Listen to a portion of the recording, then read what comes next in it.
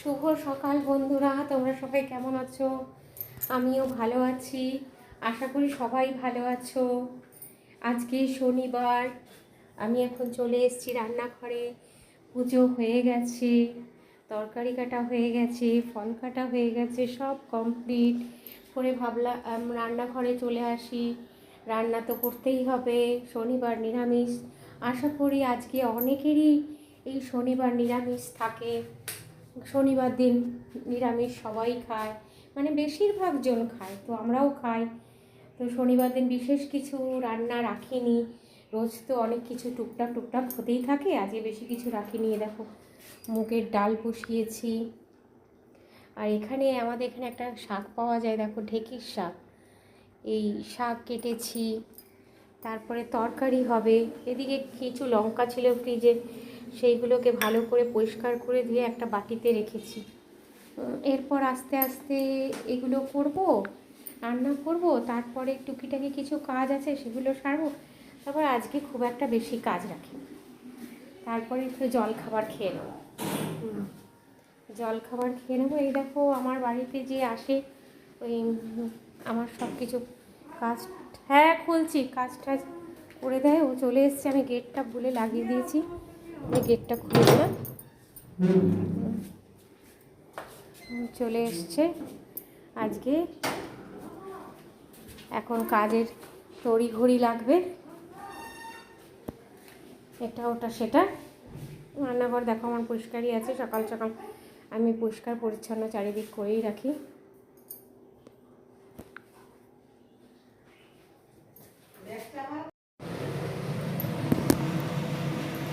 এই রান্না করছি।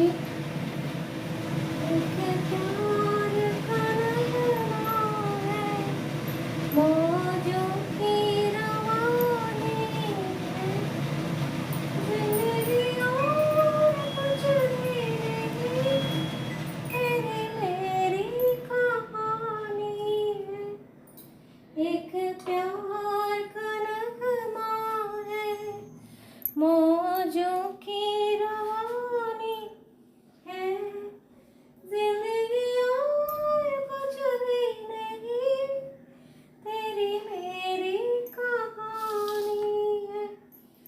एक बन के जीवन से दो उम्र चुरानी है, जिंदगी और कुछ भी नहीं, तेरी मेरी कहानी है। कुछ खोकर पाना है, कुछ पाकर खोना है,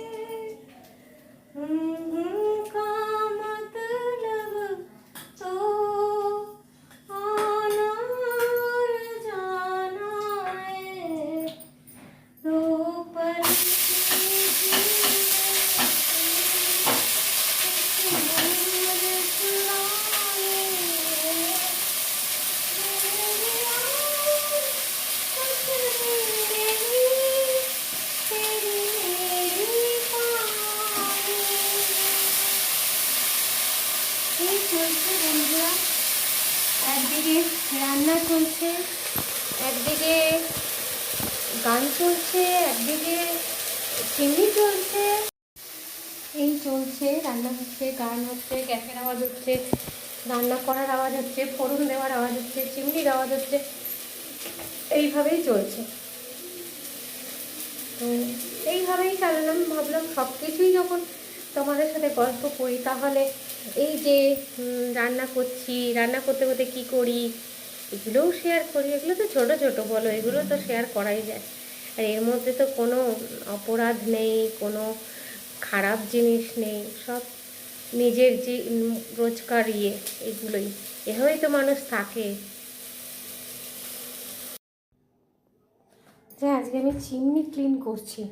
এই চিমনি পরিষ্কারের একটা স্প্রে নিয়ে এসেছি, অনলাইনে এনেছি আমি অ্যামাজন থেকে। তো আমি তো দাঁড়িয়ে হাত পাবো না, তাই চিমনির ওপর চেপে পড়েছি চেয়ারে। কুচিনার চিমনি, এরকম প্রথমে আমি এটাকে স্প্রে করে দিলাম। এইটা দিয়ে তোমার টাইলস ক্লিনও হবে, তারপরে এই যে জানলার গ্রিল ট্রিল এগুলো ক্লিন করা যাবে, এইগুলোতে সব আমি স্প্রে করে রেখে দিয়েছি। এই স্প্রে করে রাখার খানিকক্ষণ পরে তোমাকে এটাকে ঘষতে হবে একটু কাপড় দিয়ে ভালো করে ঘষে, তারপর তুমি পরিষ্কার করে নিলে। এটাতে তোমার এই গ্যাস ওভেনে যে জং ধরে যায় বা গ্যাস ওভেনে যে কালো একটা দাগ পড়ে যায়, এগুলোও তোমার চলে যাবে। স্প্রে করে খানিকক্ষণ রেখে দিলে তারপর এগুলো চলে যাবে। আমি স্প্রে করে রেখে দিচ্ছি, এই জায়গাগুলো পরিষ্কার হয়ে যাবে।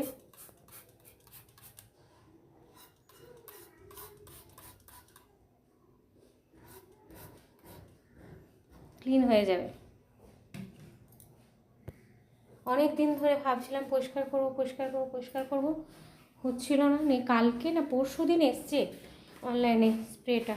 আমি আজকে ভাবলাম যে না, আজকে তো অল্প রান্না নি, শনিবার, আজকেই পরিষ্কার করি। সেই জন্য আজকে এটা পরিষ্কার করে নিয়েছি। তাই ভাবলাম পরিষ্কার করছি, এটা তোমাদের সাথে একটু শেয়ার করি।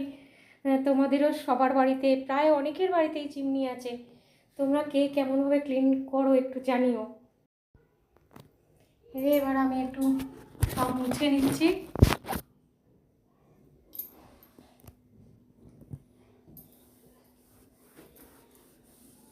দেখো অনেকটা গ্লেজ দিচ্ছে, অনেকটা দেখছো চিকচিক চিকচিক চিকচিক করছে একদম। এগুলো হয়ে গেছিলো, তেল পড়ে গেছিলো, এর জন্য আমাকে এখানে একটু উঠতে হবে, এমনি তো হবে না।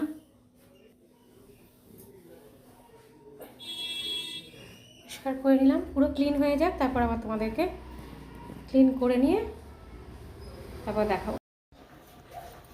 এই দেখো জানলা কাঁচ টাচ সব পরিষ্কার করে নিলাম। হ্যাঁ, জানলার কাঁচ, জানলার গ্রিল সব পরিষ্কার করে নিলাম। প্রচণ্ড ময়লা হয়েছিল।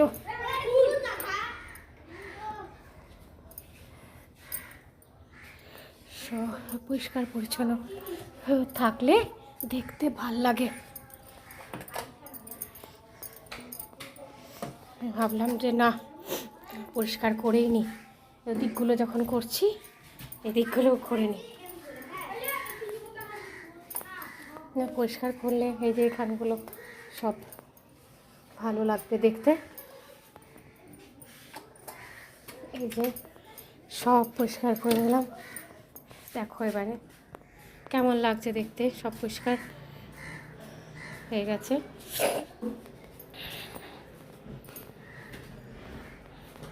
সব পরিষ্কার করেছি, ফ্রিজ, বাসনের তাক। এই দেখো আমার চিমনি গ্লেজ দিচ্ছে।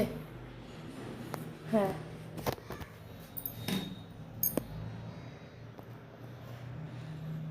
চিমনি গ্লেজ দিচ্ছে।